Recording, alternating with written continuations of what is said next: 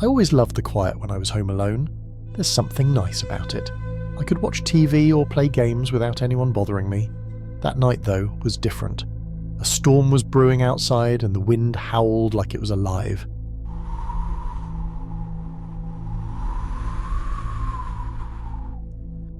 My parents went out for the evening, leaving me in charge of the house. The thunder rumbled in the distance and rain began to pour down hard. I snuggled under a blanket on the couch, scrolling through my phone, listening to the rain tap against the window. Everything felt cozy until the power flickered and went out. I didn't mind much. I grabbed a flashlight and settled back on the couch. A few minutes passed when I heard a loud knock at the door. My heart skipped a beat. I knew my parents wouldn't be back for a while. Who could it be? I peered out the window but saw nothing except rain drenching the ground. I tried to shake off the uneasy feeling and turned my phone flashlight on, thinking it was just the wind playing tricks. Then the knock came again, louder this time. I got up and walked to the door, cautious. I pressed my ear against the wood and heard a voice on the other side. "Help! Please let me in!" It sounded like an older man. I hesitated. My parents always told me not to open the door for strangers. "Who are you?" I asked, trying to sound brave. "I'm Mr. Harris from down the street. My car broke down and I need to use your phone." Mr. Harris? I knew he lived nearby, but I had never met him. Still, it was storming outside and he sounded desperate. I glanced back at the living room, the shadows flickering from the dim light of my phone. "Just a minute," I said, my voice trembling a bit. I didn't want to seem rude. I unlocked the door and opened it a crack. He stood there, soaked from head to toe. His grey hair clung to his forehead and his clothes were dripping. Thank you, he said, his breath shaky. Just wait a second," I said, and closed the door. I stepped back, thinking hard. Should I really let him in? But then I thought about the storm. What if he really was stuck? I couldn't leave him out there. After a moment, I opened the door wider. "Okay, you can come in," I said. He stepped inside, shaking off the water like a dog. Thank you so much," he repeated, looking around the room with wide eyes. "You have a lovely home." "Thanks," I said, unsure of how to respond. Can I get you a towel or something?" "Oh, no need for that, I'm fine," he said, waving his hand dismissively. "Just need to use your phone." I led him to the kitchen where the landline was. He looked around again, this time with a frown. "It's nice in here," he muttered. I pointed at the phone and went to sit at the table. He picked up the receiver and dialed a number, but the call didn't go through. "Must be the storm," he grumbled, hanging up. I sat there, unsure of what to say next. The rain pounded harder against the windows. I wanted to ask him what happened to his car, but I didn't want to pry. "So, do you live far from here?" I asked instead. He turned to me, his eyes glinting oddly in the light. "Oh, not too far, just a few streets down. You know, it's funny how quickly a storm can change things." "Yeah, it really can," I replied, trying to keep the conversation going. I felt a bit uncomfortable under his gaze, like he was studying me. As we talked, he moved around the kitchen, looking at the pictures on the wall. "You have a lovely family," he said, pointing at a photo of my parents and me. "Thanks, that's us at the beach last summer," I replied, feeling a little better. Maybe he was just a nice old man who needed help. But then he took a step closer to me, lowering his voice. "You know, it's a dangerous world out there. You should be careful." I nodded, not sure what to say. I felt a knot form in my stomach. "I always am," I said, trying to sound more confident than I felt. Suddenly, the lights flickered back on, illuminating the kitchen brightly. He flinched at the sudden light and took a step back. "Oh, good! The power's back," I said, relieved. "Yeah, good," he said, his voice colder now. "But it can also bring things to light that shouldn't be seen." His words sent a shiver through me. "What do you mean?" Before he could answer, the sound of my phone buzzing on the table broke the tension. I grabbed it, and it was a text from my mum. "We'll be home in about 20 minutes. Hope everything is okay." I looked up at Mr. Harris, who now had a strange smile on his face. "Time for me to go," he said, moving toward the door. Okay," I replied, feeling relieved. Maybe he was just a little strange, but I was glad he wouldn't be staying much longer. As he stepped outside, the rain had started to lighten. "Be careful," he said, glancing back at me. "You never know who might be lurking in the shadows." I frowned. "What do you mean by that?" But he didn't answer. He just walked away, disappearing into the night. After he left, I locked the door and went back to the living room, shaking off the weird feeling. I turned on the TV, trying to distract myself. The show was funny, but I couldn't shake the unease I felt. 20 minutes later, my parents pulled into the driveway. I opened the door for them, feeling relieved to see them back. "Hey, how was the party?" I asked, smiling. "Oh, it was great," my mum replied. "We missed you though," my dad added. "We brought you some pizza." I grinned and grabbed a slice, feeling better with them around. I didn't mention Mr. Harris. It felt silly now. After dinner, I helped clean up and we settled in the living room to watch a movie. As the credits rolled, my mum glanced out the window. "That storm really came down hard, didn't it?" "Yeah, I had to let Mr. Harris in," I said, surprising myself. I thought it would be fine to mention him now that they were home. My dad raised an eyebrow. "Mr. Harris? The neighbour?" "Yeah, his car broke down," I explained. "He needed to use the phone." My mum's expression changed. "That's nice of you. But you know it's not safe to open the door to strangers, right?" "I know, but he seemed okay," I replied, feeling defensive. "He was just an old man." My dad shook his head. "I hope he didn't try anything funny. You need to be careful," I nodded, feeling a bit embarrassed. "I know." Then my mum frowned and turned to my dad. "Do you think he's still out there? I thought I saw someone lurking near the trees earlier." I felt a rush of fear. "What?" I asked, my heart racing. My dad got up and walked to the window, peering outside. "I don't see anyone now. Maybe it was just the shadows from the trees." My mum looked worried. "I just don't like the idea of strangers being so close." I felt uneasy again, recalling Mr. Harris's words about lurking in the shadows. "He left before you got home," I assured them. My dad said, "Let's not worry about it, it's late. We'll check the locks and call it a night." After they went to bed, I stayed in the living room trying to calm down. I turned off the lights and pulled the blanket over me, watching the flickering streetlights outside. The storm had mostly passed, but the night felt heavy and strange. A few minutes later I heard a noise outside. It sounded like a tapping, soft at first, then louder.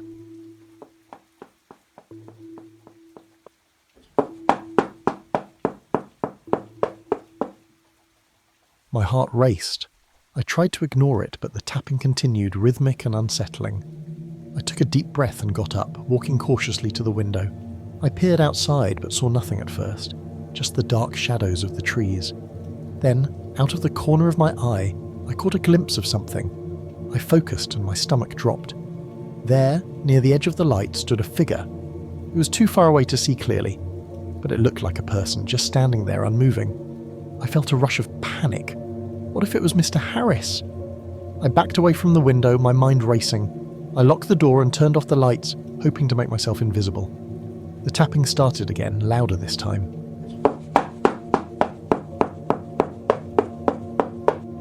I could feel my heart pounding in my chest. Then I heard a voice. It was faint but clear. "Let me in." I froze. The voice sounded just like Mr. Harris. I felt a cold sweat break out on my forehead. "Help! Please let me in!" "No!" I shouted, my voice shaky. "Go away!" The tapping turned into banging, echoing through the house. I stumbled back, trying to remember if I had locked the back door. "Please, I need help," the voice called again. It sounded desperate, but there was something off about it, something I couldn't quite place. I grabbed my phone, trembling, and dialed my dad's number. "Dad, there's someone outside." "Calm down, honey," he said groggily. "It's probably just a raccoon or something. Just lock the doors." But as I hung up, the banging grew more frantic.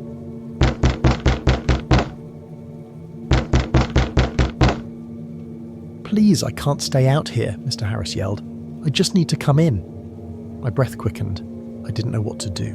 I felt trapped, the walls closing in on me. I rushed to the kitchen and grabbed a knife, holding it tightly. "Let me in!" he screamed again, and the sound sent a jolt of fear through me. I turned off my phone and put it down, focusing on the front door. I needed to do something. I could hear him moving around the house, trying to find another way in. "Why won't you help me?" he cried, his voice breaking. "I'm just an old man who needs help."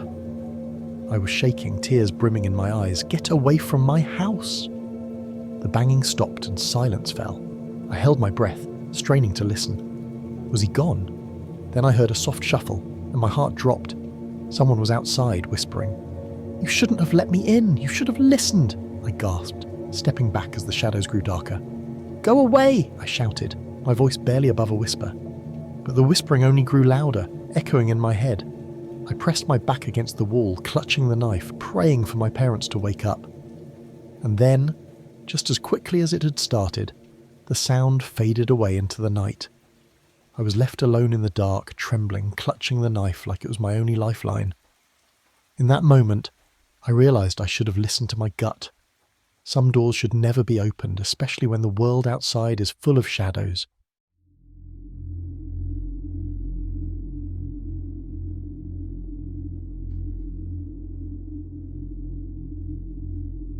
I never expected that Friday afternoon to change everything. I was sitting in my room scrolling through social media when the doorbell rang. I opened the door to find a small package on the doorstep. It was plain, wrapped in brown paper with no return address. I picked it up, feeling a strange weight to it. My name was scrawled on the front, but that was all. Curiosity got the better of me, so I took the package inside. I set it on my desk and stared at it for a moment. I thought about calling my friend, Kelly, to come over and help me open it, but I didn't want to wait. I grabbed a pair of scissors and carefully cut the tape. As I peeled back the wrapping, I felt uneasy, but I pushed it aside. When I opened the box, I was not prepared for what I saw. Inside was a small velvet pouch. I reached in, feeling something hard and smooth. I pulled out a collection of human teeth. They were small, stained, and looked like they had been pulled from someone's mouth not too long ago. I dropped them back into the box, my heart racing. "What the hell?" I whispered to myself. I fished out a note that was hidden beneath the pouch. The note was written in messy handwriting and said, "For when you're ready to remember." I felt a wave of nausea wash over me. I didn't know what it meant or who would send something like this. I started to think of every horror movie I'd ever watched, where weird packages lead to something terrible. My mind raced. Who sent this? Why did they have my address? I quickly grabbed my phone to call Kelly, but as I looked at the screen, I noticed I was shaking. My fingers trembled so much that I almost dropped it. I took a deep breath and put the phone down. I couldn't think clearly. Maybe I should just forget about it. But how could I? I decided to take the pouch and hide it in my closet. I figured I'd think better about it later, so I shoved it into the back behind some old clothes. After that, I tried to distract myself by watching TV, but I couldn't focus. The image of those teeth kept flashing in my mind. Hours went by, and the sun began to set. Shadows stretched across my room, making everything feel darker. I felt uneasy, like I was being watched. I glanced at the closet door, wondering if I should take the pouch out again. I felt a strange compulsion to look at the teeth again, but I fought it. Instead, I grabbed a snack and turned on a movie. Just as I was getting into it, I heard a noise, a soft clatter coming from my closet.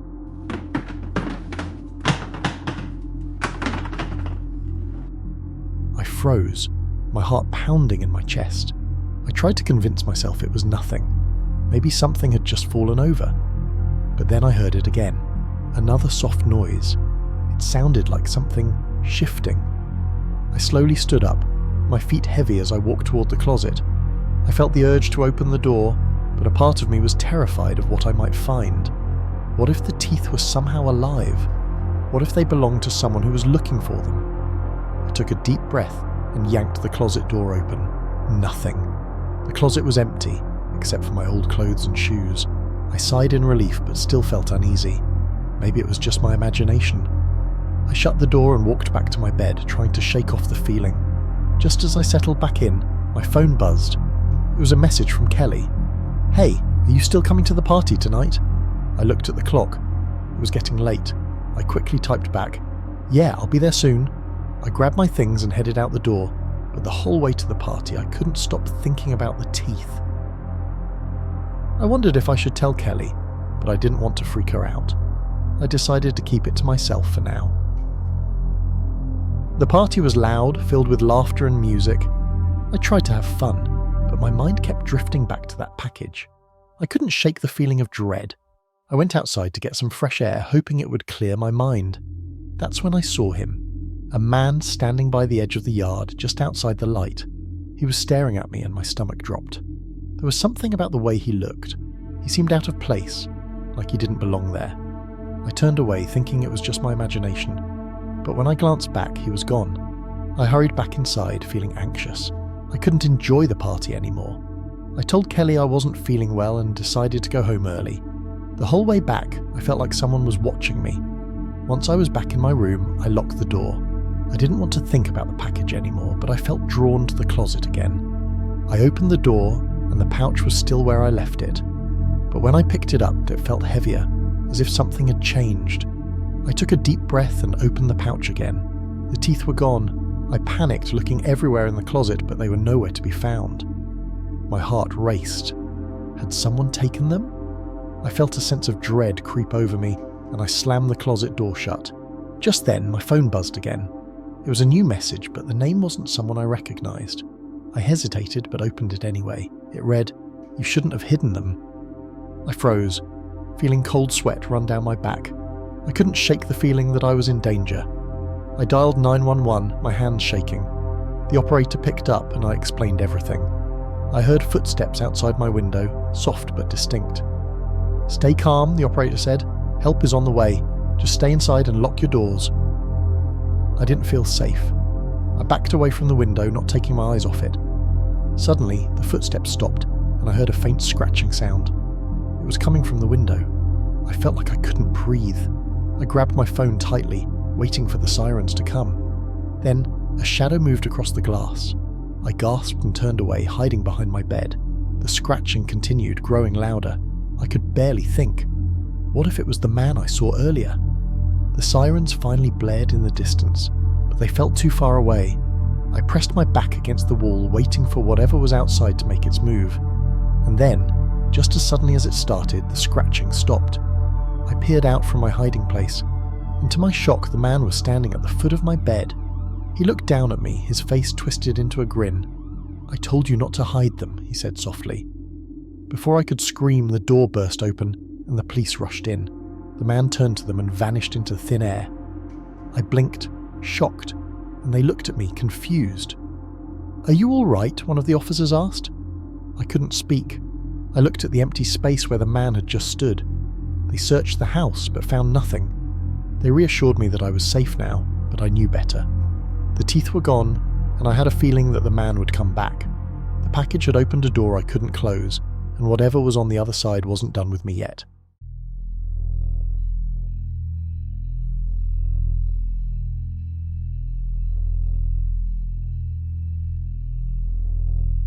When I arrived at my family's old vacation house in Colorado, it didn't feel like I remembered. The house was supposed to be empty. No one had been here since last summer, so I expected dust and that musty smell that comes with a place shut up for too long. But when I walked in, the air was clear, almost fresh, and the living room was a little too tidy. My parents' old magazines weren't scattered on the coffee table. Instead, there was a small notebook and a half-empty bottle of water. I brushed it off, thinking maybe my mum had made a last-minute trip without telling me, but it felt strange. The fridge hummed like it had just been opened recently, and when I checked, there were eggs and some leftover takeout containers inside. The thing is, I knew for a fact that I was the only one with a key right now. My parents had left me in charge for the season. That night, I couldn't get comfortable. The bed felt like it didn't quite belong to me. I kept hearing small creaks around the house, but it was an old place. Of course it made noises. I just told myself to relax. Around midnight though, I heard something that didn't belong. The sound of the front door unlocking. I froze, barely breathing, trying to convince myself I was just imagining things. But then, I heard footsteps, slow and careful.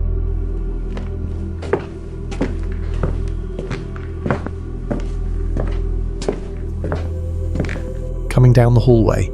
They weren't mine, and they weren't the kind of footsteps you'd hear from someone who thought they were alone. They sounded like they knew I was there. In a panic, I slipped out of bed and crept across the room, grabbing my phone and stuffing it into my pocket. There was an old closet next to the bathroom, barely big enough to fit me. I shut myself inside, praying I hadn't left anything out that would give me away. I held my breath, clutching the closet handle as quietly as I could. From the crack in the door, I could see shadows moving in the hall. There were at least 2 people, but they weren't saying anything to each other, just moving silently, opening drawers and cabinets like they were searching for something.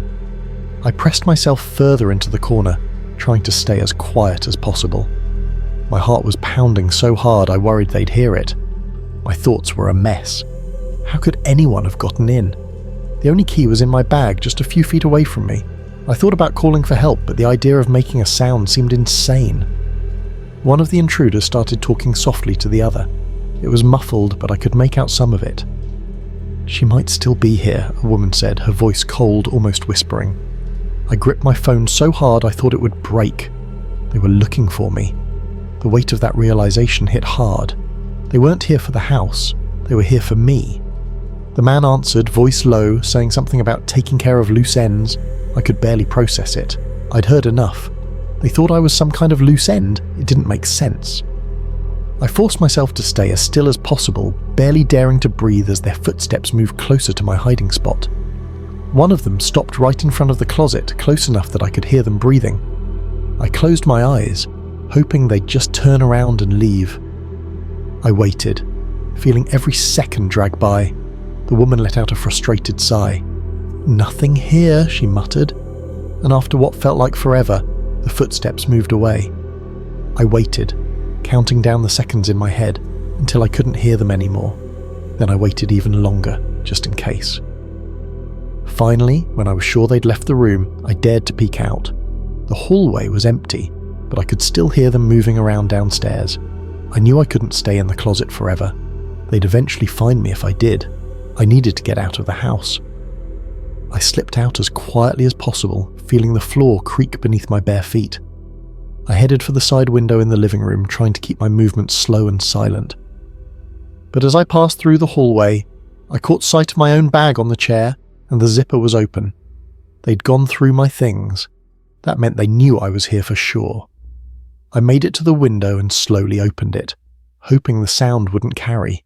I was about to climb out when I heard voices again, this time closer. I slipped one leg out, then the other, feeling the cool night air on my face as I carefully lowered myself to the ground outside. Once I was out, I ran. I didn't look back. I didn't stop until I was a good distance away, hidden behind some trees down the road. From there, I could still see the house. The lights were on, and shadows moved around inside. I could tell they were still looking, going through every room. I took out my phone and dialed 911, explaining to the operator what was happening. It felt surreal, like I was describing someone else's nightmare. The police arrived a few minutes later, and I watched from a distance as they entered the house. I waited, heart pounding, until one of the officers came out to find me. He asked me some questions, wanting to know if I knew the people inside, if I'd invited anyone. I told him everything, that I was the only one with the key, that no one was supposed to be here. When they finally led the two intruders out, they looked like ordinary people. They didn't even seem fazed, almost like they expected to get caught. As they passed by me, the woman locked eyes with me, a slight smile on her face that sent a wave of dread through me. She didn't say a word, but it was enough to make me look away. Once they were gone, I went back inside with the police, feeling like a stranger in my own family's house. My things were scattered everywhere, and the living room was a mess. The officers said it looked like they'd been squatting here for a while, probably coming and going whenever the place was empty. Before they left, one of the officers handed me a new set of keys. "We'll change the locks," he said. "No one's getting back in without your say." I nodded, clutching the keys like they were some kind of lifeline. But even after they left, I didn't feel safe. This was supposed to be a place I could relax, somewhere I could feel at home. Now it felt like something I'd never get back. That night I barely slept. I knew those people were gone, but the thought that they'd been here, living in our house, waiting for someone like me to show up, it felt too real. Thanks for watching. Like this video and subscribe to the channel if you like the stories.